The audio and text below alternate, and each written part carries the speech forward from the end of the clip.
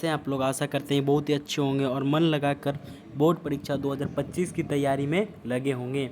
तो आज हम लोग ज्योग्राफी का यानी भूगोल का ज्योग्राफी का जितना भी ऑब्जेक्टिव आता है, चैप्टर 1 चैप्टर 2 यानी संसाधन जो चैप्टर था, संसाधन चैप्टर का जितना भी ऑब्जेक्टिव है वो हमने लाया है। लेकिन इसमें ढेर सारा ऑब्जेक्टिव था, यानी 80 प्लस और 100 प्लस ऑब्जेक्टिव था, इसलिए हम इसका पार्ट 1 और पार्ट 2 ले आएंगे। तो आज पार्ट कम से कम 40 क्वेश्चन आज हम लोग ज्योग्राफी का करने वाले हैं। ठीक है दोस्तों, तो वीडियो को अंत तक जरूर देखिएगा। अगर आप चैनल पे नए हैं तो चैनल को ज़रूर सब्सक्राइब कीजिएगा।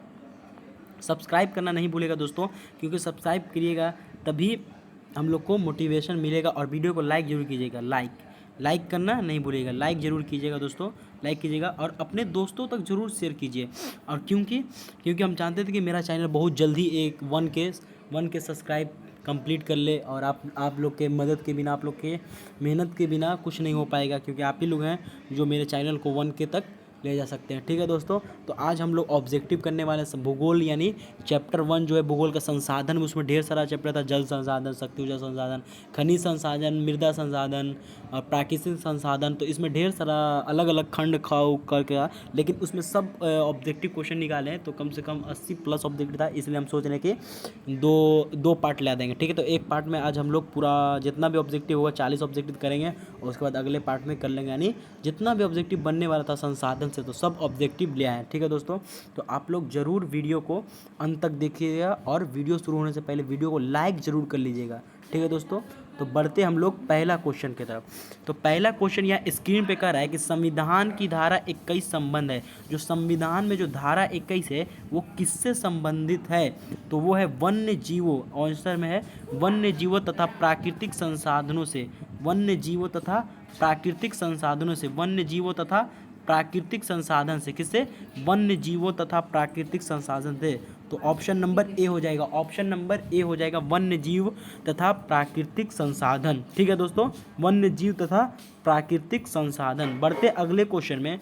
तो अगला क्वेश्चन कर रहा है कि प्लास्टर ऑफ पेरिस किससे बनता है? तो आप लोग केमिस्ट्री में भी पढ़े होंगे कि जो प्लास्टर ऑफ पेरिस है वो प्लास्टर ऑफ पेरिस जिप्सम से बनता है। और जिप्सम का फार्मूला होता है, जिप्सम का होता है CaSO4 इंटू में 2H2O यहाँ पे नहीं लिखा रहा दोस्तों, 2H2O होगा। ठीक है, CaSO4 इंटू में 2H2O, यानी कैल्शियम सल्फेट इंटू में डेकाहाइड्रेट, कैल्शियम सल्फेट इंटू में डेकाहाइड्रेट। और प्लास्टर ऑफ पेरिस का होता है कैल्शियम सल्फेट इंटू में अर्धहाइड्रेट, क्योंकि प्लास्टर ऑफ पेरिस को गर्म करके 120 डिग्री सेल्सियस अधिक सेल्सियस पर गर्म करके उसको बनाया जाता है। केमिस्ट्री में आप लोग पढ़े ही होंगे। तो बढ़ते हैं अगले क्वेश्चन में। अगला क्वेश्चन कह रहा है कि काली मृदा संसाधन में पढ़े होंगे आप लोग कि काली मृदा का दूसरा नाम क्या है? तो उसे कहते हैं रेगुर मृदा। क्या कहते हैं? रेगुर मृदा कहा जाता है। काली मृदा को दूसरा नाम से क्या नाम से जाना जाता है? रेगुर मृदा के नाम से जाना जाता है। इसे काली कपास मृदा भी, काली कपास मृदा के नाम से भी जाना जाता है। काली कपास मृदा के नाम से ही जाना जाता है। इसमें एल्युमिनियम के यौगिक पाए जाते हैं, इसलिए इसका रंग क्या होता है? तो काला होता है। इसका रंग कितना होता है? काला होता है। इसमें नमी धारण करने की क्षमता अधिक होती है। कौन मृदा में? काली कपास मृदा में। इसको बोलते हैं रेगुर मृदा। बढ़ते हैं अगले क्वेश्चन में दोस्तों। अगला क्वेश्चन कर रहा है ये कि मैग्नीज उत्पादन में भारत का विश्व में क्या स्थान है? जो मैग्नीज उत्पादन में भारत का विश्व में कितना स्थान है? तो भारत का विश्व में तीसरा स्थान है भारत का। किसमें? मैग्नीज उत्पादन में कितना स्थान? तो तीसरा स्थान है भारत का। ठीक है दोस्तों, तो बढ़ते हैं अगला क्वेश्चन। अगला क्वेश्चन ये कह रहा है कि वनस्पति रिपोर्ट के अनुसार भारत में वन का विस्तार है। वनस्पति रिपोर्ट के अनुसार भारत में कितना प्रतिशत क्षेत्र पे भौगोलिक क्षेत्र वन का विस्तार है? तो 20.60 भौगोलिक क्षेत्र, 20.60 भौगोलिक क्षेत्र पे वन का क्या है दोस्तों? तो विस्तार है भारत में। ठीक है, अगला क्वेश्चन ये है कि मेढक के प्रजनन को नष्ट करने वाला रसायन कौन है? मतलब आप लोग खेतों में देखे होंगे कि कुछ छिड़ता है, जिससे क्या होता है कि खेत में मेढक का जो प्रजनन होता है, मेढक के अपनी संतान को, यानी अगर उसके बोले जाए तो बच्चा पैदा करने की जो क्षमता होता है उसको क्या करता है, कम कर देगा, उसको नष्ट कर देगा, यानी कम कर देगा। एक देखा जाए तो एक प्रकार का बुराई है, लेकिन आदमी करता है क्योंकि खेत उत में फसल नुकसान नहीं हो पाए। उसी के मेढक के प्रजनन को नष्ट करने वाला रसायन क्या है, तो मेढक के जो प्रजनन को नष्ट करने वाला रसायन है एंड्रीन। क्या है उसका नाम है एंड्रीन। एंड्रीन एक रसायन है जिसको डाल देने से क्या होता है कि मेढक जो है उसका बच्चा पैदा नहीं हो पाता है, ठीक है, नष्ट हो जाता है, उसका कुछ अंडा उंडा लगता है तो मर जाता है, ठीक है। अगला क्वेश्चन है कि निम्नांकित में किस खनिज का सबसे बड़ा उत्पादक राज्य उड़ीसा है। मतलब कहना चाह रहा है कि उड़ीसा में कौन सा खनिज है जो सबसे ज़्यादा पाया जाता है उड़ीसा में। तो उड़ीसा में एक खनिज है वो मैग्नीशियम। मैग्नीशियम का उत्पादन सबसे ज़्यादा होता है उड़ीसा में। कौन खनिज? उड़ीसा में। और लोहा बोले तो कर्नाटक। लोहा तो कर्नाटक आ जाएगा लोहा में। लोहा के उत्पादन में कर्नाटक आ जाता है सबसे भारत में सबसे प्रथम स्थान पर। 1/4 लोहा, 1/4 नहीं दोस्तों, हाँ 1/4 लोहा कौन? तो कर्नाटक अकेले उत्पादन कर देता है। बढ़ते हैं अगले क्वेश्चन में। अगला क्वेश्चन ये कह रहा है इनमें कौन अधात्विक खनिज का उदाहरण है। अधात्विक कहना चाह रहे कि इनमें कौन अधात्विक खनिज का उदाहरण है। तो हम लोग पढ़ेंगे खनिज संसाधन में जिसमें धातु के कण पाए जाते उसे धातु, जिसमें धातु के कण नहीं पाए जाते हैं उसे अधातु कहा जाता है। तो इसमें कौन अधात्विक खनिज का उदाहरण है?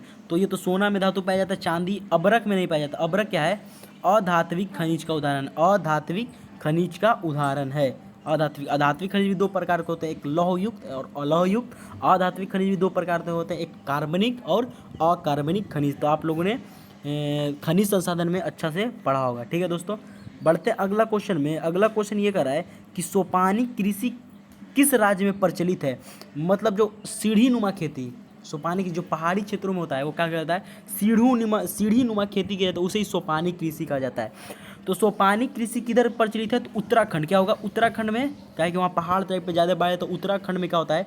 सीढ़ी नुमा खेती की जाती है। जब से पहाड़ पे ही ढाल बनाया जाता है, ढाल की तरह बनाकर वहाँ पे सीढ़ी की तरह खेती किया जाता है, ठीक है दोस्तों। अगला क्वेश्चन ये कर रहा है कि किस खनिज को उद्योगों की जननी माना जाता है। मतलब कौन सा ऐसा खनिज है जिसके कारण ही उद्योग बना है। उद्योग यानी उद्योग जैसे बड़ा बड़ा फैक्ट्री, ये सब क्या है? किस खनिज का? तो लोहा। क्या था? लोहा। अगर लोहा नहीं होता तो कोई भी फैक्ट्री नहीं बनता, कोई भी चीज़ नहीं बनता। जब भी जितना भी चीज़ है जिसमें कोई भी फैक्ट्री है, चाहे कुछ भी चीज़ है, तो उसमें क्या देखोगे तो लोहा, सब चीज़ लोही का बना होता है। तो वही बोल रहा है कि किस खनिज को उद्योगों की जननी कहा जाता है। तो उद्योगों का जननी एक ही खनिज है, वो है लोहा को कहा जाता है। इसको कहा जाता है दोस्तों लोहा। लोहा को उद्योगों का जननी कहा जाता है। और लोहा का सर्वप्रथम सबसे ज़्यादा उत्पादक राज्य कौन है? तो कर्नाटक है। उत्पादक सबसे ज़्यादा करना है कर्नाटक। तो ये बात याद रख लेना, ठीक है। अगला क्वेश्चन ये कह रहा है कि इनमें से कौन लौहयुक्त खनिज का उदाहरण है। अभी बताया था ना कि धात्विक खनिज भी दो प्रकार का होता है, एक लौह और लौह। ये क्या बोला है कि लौहयुक्त खनिज, तो मैग्नीशियम, अबरक, बॉक्साइट, चूना पत्थर। तो देखो यहाँ तो अबरक जो हो जाएगा, अबरक तो अधात्विक है, चूना पत्थर भी अधात्विक है। अब रहा मैग्नीशियम, दूसरा रहा बॉक्साइट, ये बोला लौहयुक्त जिसमें लोहा। तो लोहा तो इसमें बॉक्साइड में तो होगा नहीं, बॉक्साइड में तो एल्युमिनियम का बना रहता है, बॉक्साइड एल्युमिनियम बनता है। तो मैग्नीशियम में कुछ मात्रा लौहयुक्त पाया जाता है, ठीक है। तो इसमें मैग्नीशियम हम होगा, इस ऑप्शन के हिसाब से मैग्नीशियम ही होगा, ठीक है दोस्तों। अगला क्वेश्चन ये कह रहा है कि झारखंड का कोडरमा किस खनिज के उत्पादन के लिए प्रसिद्ध है। देखो झारखंड का और जो है झारखंड और बिहार जो है वो उत्पादन में, अबरक के उत्पादन में 80%, पूरे भारत का देखा जाए तो 80% जो अबरक है, यानी 80%, कितना? 80% अबरक जो है वो कहाँ से आता है? तो बिहार ही से आता है। भारत में कितना प्रतिशत? 80% जो अबरक है वो बिहार और झारखंड मिलकर उत्पादन करता है भारत का। तो ये बोला कि झारखंड का कोडरमा किस खनिज के उत्पादन के लिए प्रसिद्ध है। तो झारखंड का जो कोडरमा है वो एक ही चीज के अबरक के लिए, किसके? अबरक के लिए प्रसिद्ध है। बोलेगा कि झारखंड अबरक कहाँ सबसे ज़्यादा निकलता है, तो बिहार और झारखंड में सबसे ज़्यादा निकलता है। 80% अबरक सिर्फ बिहार और झारखंड उत्पादन करता है। अगला क्वेश्चन ये कर रहा है कि कौन भारत का सबसे बड़ा लौह उत्पादक राज्य है। अभी बताए थे कि भारत का वो एक ही राज्य है, वो कर्नाटक। कर्नाटक जो भारत का सबसे ज़्यादा लोहा उत्पादन करने वाला राज्य कौन है, तो कर्नाटक राज्य है, जो कि जहाँ सबसे ज़्यादा लोहा उत्पादक होता है। लगभग लगभग एक चौथाई हाँ एक चौथाई हो जाता है लोहा का उत्पादन अकेले कर्नाटक करता है। बाकी जैसे उड़ीसा हो गया, झारखंड हो गया, ये सब मिलकर करता है। मुंबई हो गया, ये सब मिलकर करता है बाकी। ठीक, अगला क्वेश्चन है कि भारत में लगभग कितने प्रकार के खनिज पाए जाते हैं। जो भारत देश है हम लोग का, वो कितने प्रकार के खनिज, लगभग 100 से अधिक। कितना, 100 से अधिक भारत में जो खनिज है वो भारत में कितना पाया जाता है, तो भारत में लगभग 100 से अधिक खनिज पाया जाता है। ठीक है, एक क्वेश्चन आता है कि भारत में जो तांबा का कुल भंडार कितना है, तो भारत में कुल भंडार जो है 125 कुछ करके था, 125 टन की अरब करके था, इतना भारत में तांबा है। ठीक है, तो अगला क्वेश्चन है कि बिजली के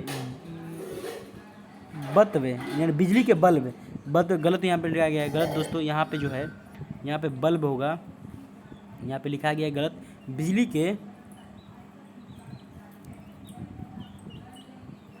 बल्ब, क्या बिजली के बल्ब के फिलामेंट बनाने में किसका उपयोग किया जाता है। जो बिजली का बल्ब आप लोग देखे होंगे कि बिजली का बल्ब इस तरह का, पहले अभी वाला एलईडी बिजली बॉल नहीं बोला, पहले एक बॉल आता था इस टाइप पे, कांच का था, ऐसे करके कुछ आता था ऐसे करके, और यहाँ पे इसका तंतु लगा था, यहाँ से ऐसे निकलता है, और यहाँ पे जो फिलामेंट लगा होता है, बन रहा है नहीं अच्छा, और यहाँ पे इसका स्पर्शक बटन था।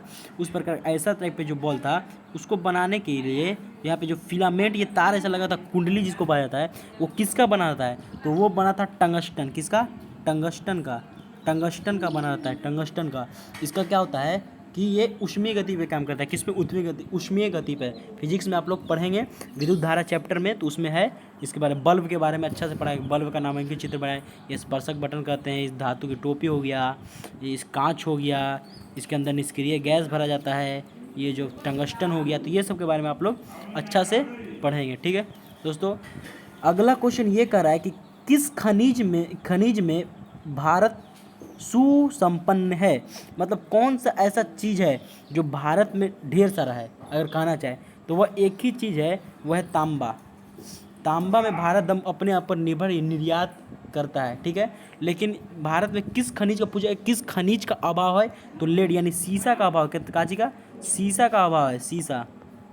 सीसा का भारत में सीसा का अभाव है, सीसा नहीं पाया जाता, बहुत कम सीसा पाया जाता है। तो पूछेगा भारत में किस खनिज में संपन्न है, तो तांबा हो जाएगा। लेकिन किस खनिज का अभाव है यानी कमी है, तो वो हो जाएगा सीसा का अभाव है दोस्तों। ठीक है दोस्तों, तो अभी तक आप लोग को अगर क्वेश्चन अच्छा लगा होगा, समझाने का ट्रिक अच्छा लगा, तो आप लोग लाइक ज़रूर कीजिएगा, लाइक कर लीजिएगा, और सब्सक्राइब करना ना भूलिएगा दोस्तों, क्योंकि ठीक है दोस्तों, अगला क्वेश्चन ये कर रहा है कि उड़ीसा किस खनिज का सबसे बड़ा उत्पादक है। उड़ीसा आ गया। फिर उड़ीसा किस खनिज का सबसे बड़ा उत्पादक राज्य है, तो मैग्नीशियम। रिपीटेड क्वेश्चन था, उड़ीसा किस खनिज का, तो मैग्नीशियम का था। अगला क्वेश्चन ये कह रहा है कि बिहार झारखंड में देश का कितना प्रतिशत अबरक का उत्पादन होता है। जो बिहार और झारखंड है, हम अभी बताए थे कि जो बिहार और झारखंड दोनों मिल जाए, बिहार और झारखंड दोनों मिले, तो 80% यानी 80% कोयला तो अकेले ही उत्पादन कर देता है। अब बचा 20% वो पूर्वोत्तर राज्य के उत्पादित कर लेता है 20%, लेकिन 80% बिहार और झारखंड से ही होता है। तो वही बोला कि बिहार झारखंड में देश का कितना प्रतिशत अबरक का उत्पादन है, तो 80%। अगला क्वेश्चन करेगा सीमेंट उद्योग का, जो सीमेंट बनाया जाता है उस सीमेंट उद्योग का सबसे प्रमुख कच्चा माल, सबसे प्रमुख जो कच्चा माल क्या है, तो सबसे प्रमुख कच्चा माल है चूना पत्थर। क्या हो जाएगा, चूना पत्थर आ जाएगा, चूना पत्थर दोस्तों। चूना पत्थर जो है सीमेंट उद्योग का सबसे प्रमुख कच्चा माल है, क्या, तो चूना पत्थर। ऑप्शन में लगाइए क्या चीज़, चूना पत्थर मारिएगा, ऑप्शन नंबर ए। चूना पत्थर क्या हो जाएगा, तो सीमेंट उद्योग का सबसे प्रमुख कच्चा माल है। तो यहाँ तक क्वेश्चन हो गया। अगला क्वेश्चन ये कह रहा है कि प्राकृतिक संसाधन के संरक्षण हेतु 1968 में कौन सा कन्वेंशन हुआ था। तो आप लोग पढ़े होंगे अफ्रीकी कन्वेंशन। क्या, अफ्रीकी कन्वेंशन कि प्राकृतिक कैसे बनाना है, वनों को कैसे बचाना है, प्राकृतिक वन्य जीव को कैसे बनाना है, तो उसी बोल रहा है कि प्राकृतिक संसाधन, जो प्राकृतिक ने हमें संसाधन दिया। अब संसाधन क्या होता है, तो लिखेंगे वैसा चीज़ जो हमारे जीवन में काम आता है, जिसका हम लोग उपयोग करते हैं, तो उसे संसाधन कहते हैं। संसाधन सब की जो हो गया, जैसे चप्पल हो गया, कपड़ा हो गया, जो भी चीज़ आप लोग उपयोग करते हैं वो सब संसाधन कहलाएगा। दुनिया में जितनी भी चीज़ है वो सब संसाधन कहते थे। एक थे जिम्मरमैन, उन्होंने कहा था कि संसाधन होते नहीं बनते हैं, इसी टाइप पे उन्होंने कहा था। ठीक है दोस्तों, अगला क्वेश्चन है कि एल्युमिनियम बनाने के लिए किस खनिज की आवश्यकता पड़ती है। तो अभी बताया तो एल्युमिनियम बनाने के लिए सिर्फ एक ही खनिज है। वो क्या खनिज है, वो खनिज का नाम है एल्युमिनियम बनाने वाला खनिज, उसमें लगता है बॉक्साइट। क्या है, बॉक्साइड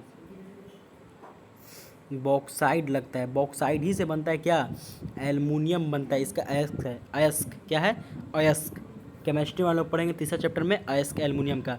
तो क्रायोलाइट भी होता है, कोरंडम भी होता है। ठीक है, तो एल्युमिनियम बनाने के लिए मेन जो है वो बॉक्साइड ही से एल्युमिनियम बनता है, बॉक्साइड से निकाला जाता है एल्युमिनियम। ठीक है, अगला क्वेश्चन क्या है कि भारत में किस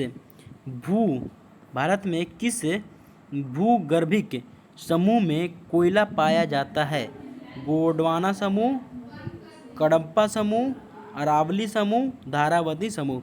तो आप लोग पढ़े हो कि जो कोयला पाया जाता है दो ही, एक था गोंडवाना, क्या था, एक गोंडवाना था, गोंडवाना, और दूसरा था टर्सियरी। क्या था,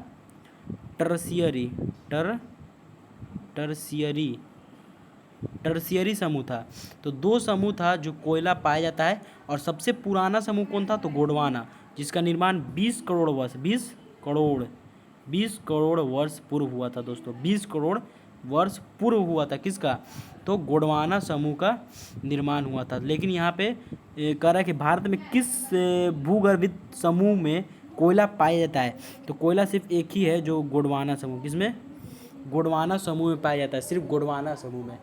ठीक है दोस्तों, बढ़ते हैं अगला क्वेश्चन में। तो अगला क्वेश्चन ये कह रहा है कि मरुस्थलीय मृदा का विस्तार निम्न में से कहाँ हुआ था।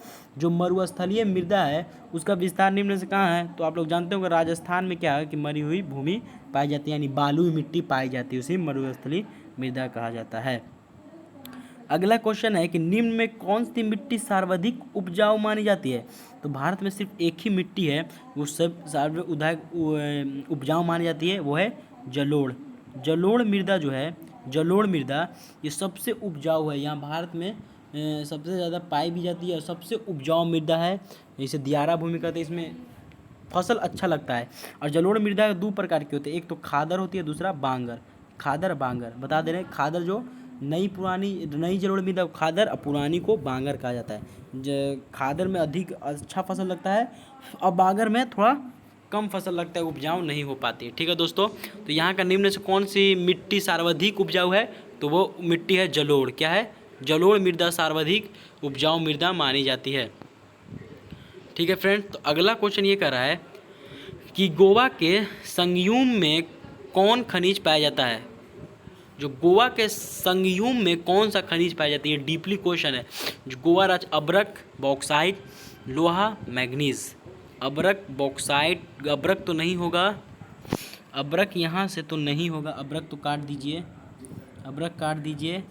बचा बॉक्साइट, तो बॉक्साइट भी काट दीजिए। बचा लोहा, मैग्नीशियम। लोहा मैग्नीशियम इसमें डाउट है दोस्तों, लोहा या मैग्नीशियम। तो यहाँ पे तो गोवा के संगयुम, गोवा पे तो लोहे लगता है, तो लोहा आप लोग मारेंगे, लेकिन मैग्नीशियम भी हो सकता है, डाउट है दोस्तों। तो 23 नंबर क्वेश्चन डाउट है, लेकिन लोहा मेरे हिसाब से सही है, आप लोग कमेंट करके बताइएगा। ठीक है, अगला क्वेश्चन है कि भारत में तांबा का कुल भंडार कितना है। तो अभी बताए थे भारत 125 बताए थे, 125। तो देखो 125 यहाँ है, करोड़ टन था, कितना, करोड़ टन था। भारत में सबसे ज़्यादा पाया जाता है तो वो सिर्फ तांबा ही है, कितना, 125 करोड़ टन। और किसका कमी है, तो लेड यानी सीसा का कमी है। अगला क्वेश्चन ये कह रहा है कि भारत के किस राज्य में, भारत का कौन सा राज्य है में सौर ऊर्जा के विकास की सर्वाधिक संभावना है। शक्ति ऊर्जा संसाधन में आप लोग पढ़े होंगे, परंपरागत एवं गैर परंपरागत ऊर्जा स्रोत।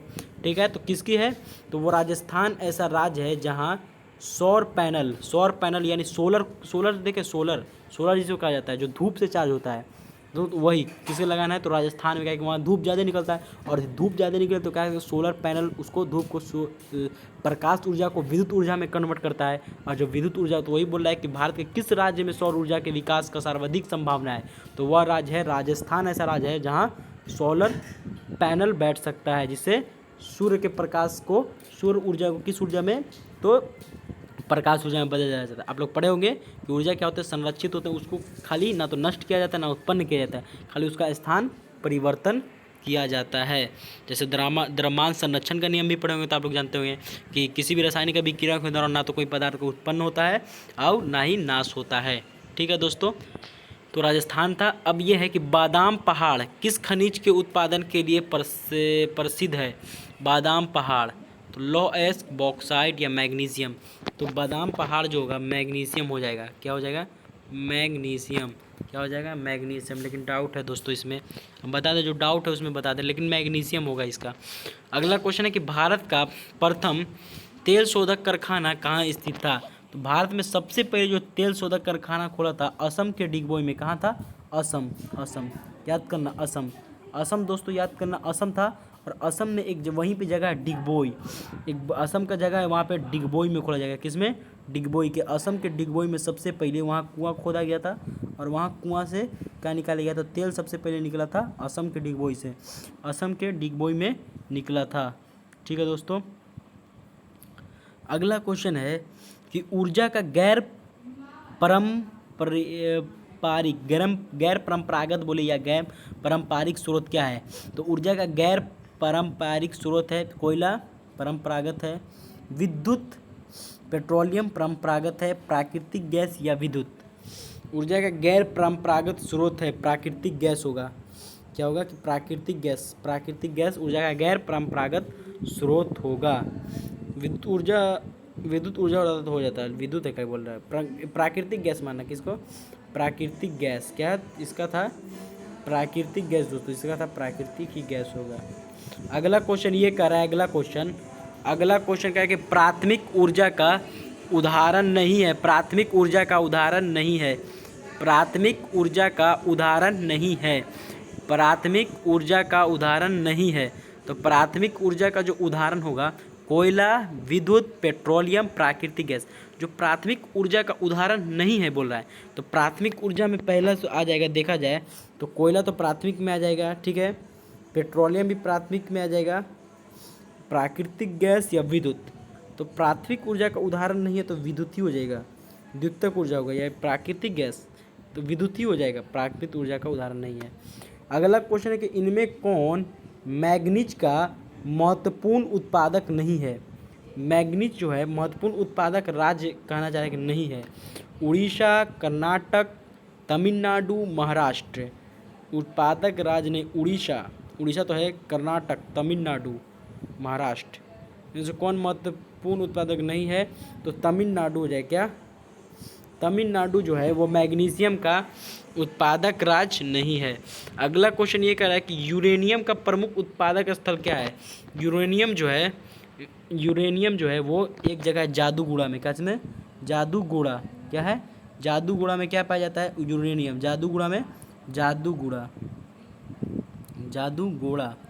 जादूगोड़ा किसका है, यूरेनियम का क्या है, उत्पादक राज्य है। ठीक है दोस्तों, अगला क्वेश्चन ये कह रहा है कि भारत के किस राज्य में वन का सबसे अधिक विस्तार है। मतलब कहना चाहिए कि भारत के किस राज्य में अधिक पेड़ पाया जाता है। तो पेड़ एक है मध्य प्रदेश। क्या है, मध्य प्रदेश में क्या है, तो पेड़ पाया जाता है मध्य प्रदेश। और पूर्वोत्तर राज्यों में क्या पाया जाता है, तो बहुत सारा पेड़ पाया जाता है। तो मध्य प्रदेश क्या मानना है दोस्तों, तो मध्य प्रदेश, सॉरी फ्रेंड्स, क्या मार देना है, मध्य प्रदेश। क्या, मध्य प्रदेश मानना क्या, मध्य प्रदेश। ये जो मध्य प्रदेश है, मध्य प्रदेश दोस्तों, ये मध्य ही प्रदेश होगा। ठीक है दोस्तों, बढ़ते हैं अगले क्वेश्चन में। तो अगला क्वेश्चन यहाँ पे ये कह रहा है कि ज्वारीय एवं तरंग ऊर्जा उत्पादन हेतु मात्रा में अधिक अनुकूल परिस्थिति कहाँ पाई जाती है। अगर कहा जाए तो ज्वारीय ऊर्जा के गैर परंपरागत स्रोत है, क्योंकि जो पानी की लहरें जो ऊपर में होती है, समुद्र की लहरें, उससे बनाया जाता है। तो वह कहाँ है, तो उसका जो है वो एक ही जगह है, वो खंभात की खाड़ी, याद रखना, कहा खंभात की खाड़ी, इसको मान लेना दोस्तों, कहाँ खंभात की खाड़ी, खंभात की खाड़ी मान लेना, ठीक है दोस्तों, खंभात की खाड़ी, खंभात की खाड़ी मान लेना, ठीक है दोस्तों, खंभात की खाड़ी, खंभात की खाड़ी हो जाएगा, ठीक है दोस्तों, रुक जाओ, क्या हो जाएगा, खंभात की खाड़ी, खंभात की खाड़ी। अगला क्वेश्चन ये कहता है वृहत क्षेत्र में जल की उपस्थिति के कारण ही पृथ्वी को कहा जाता है, मतलब वृहत क्षेत्र में बहुत सारे क्षेत्र में जल की उपस्थिति के कारण ही क्या जाता है, पृथ्वी को कौन सा ग्रह कहा जाता है, तो पृथ्वी को कहा जाता है नीला ग्रह, क्या कहा जाता है, तो पृथ्वी को कहा जाता है नीला ग्रह, ठीक है दोस्तों, नीला ग्रह किसे कहा जाता है, तो पृथ्वी को क्या कहा जाता है, नीला ग्रह, क्या कहा जाता है, नीला ग्रह, नीला ग्रह कहा जाता है, पानी के होने के कारण ही। अगला क्वेश्चन ये करा कि दक्षिण भारत की सबसे बड़ी नदी घाटी परियोजना क्या है, तो दक्षिण भारत की सबसे बड़ी नदी घाटी परियोजना है तुंगभद्रा, क्या है, तुंगभद्रा, क्या है, तुंगभद्रा, तुंगभद्रा है, अरे ये तो अमरावती हो गया, अमरावती नहीं तुंगभद्रा, क्या है, तुंगभद्रा कहीं है, हाँ यहाँ पे हो गया, तुंगभद्रा हो गया, दक्षिण भारत की सबसे बड़ी जो नदी घाटी परियोजना क्या है, तो तुंगभद्रा हो गया, ठीक है दोस्तों, तुंगभद्रा हो गया, क्या तुंगभद्रा हो जाएगा। नदी दक्षिण भारत की सबसे बड़ी नदी घाटी परियोजना क्या है, तो तुंगभद्रा हो गया, दक्षिण भारत की सबसे बड़ी नदी घाटी परियोजना। ये लास्ट क्वेश्चन है दोस्तों, इसके बाद आप लोग कमेंट करके बताइएगा कि ये क्वेश्चन का जवाब क्या है, कि इनमें से किस बंदरगाह से लोहे का निर्यात किया जाता है, क्या मुंबई, कोलकाता, पारादीप, विशाखापट्टनम। आप लोग ये क्वेश्चन को जरूर कमेंट करके बताइएगा कि 11 नंबर क्वेश्चन का ऑप्शन क्या होगा, और ये भी कमेंट करके बताइए कि आज आपने कितना क्वेश्चन सही किया है, और वीडियो अच्छा लगा हो तो वीडियो को लाइक करना नहीं भूलिएगा दोस्तों, लाइक ज़रूर कीजिएगा, लाइक आप लोग लाइक दोस्तों ज़रूर कीजिएगा, लाइक दोस्तों, वीडियो को लाइक करना ना भूलिएगा, ठीक है दोस्तों, वीडियो को लाइक करना नहीं भूलिएगा, ठीक है। तब तक के लिए पढ़ते रहिए, मुस्कुराते रहिए, धन्यवाद। तब तक के लिए पढ़ते रहिए और मुस्कुराते रहिए, ठीक है दोस्तों, और वीडियो को सब्सक्राइब जरूर कीजिएगा, ठीक है दोस्तों। मिलते हैं नेक्स्ट टॉपिक में नेक्स्ट वीडियो के साथ।